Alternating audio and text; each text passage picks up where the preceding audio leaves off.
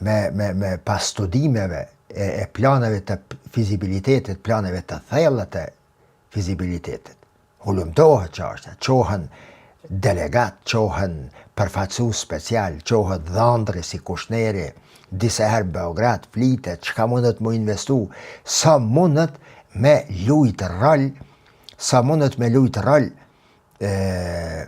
Serbia në politika strategjike të reja të Trumpit, të administratës së tij. Nga që kjo perspektiv, po shihet është duke u pase Serbia, edhe për shkak të pozicionit strategjik që e ka në Ballkan, rrugët nga Selaniku përpijet andej, ata të cilët shqiptarët prej Kosovës që shkojnë, ose prej Shqipnisë që shkojnë në perëndim Gjermani, Zvicër, 3 herë maron e kanë me shkue në ka Malizi, andej ka Kroacia dhe me dalë naltë atje, se sa na për Serbia. Pra e vështërson punën, jo vetëm mundi, djersën, lodhjen fizike, por edhe kostën e shpenzimeve e rrit.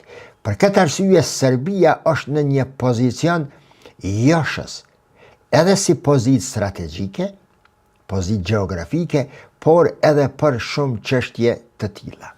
Dhe kur thash pak përpara se a ka në Evropën juglindore, a mund të ketë një Arabi Saudite që do t'i kryjnë punët e Amerikës këto, unë e shoh vetëm Serbian.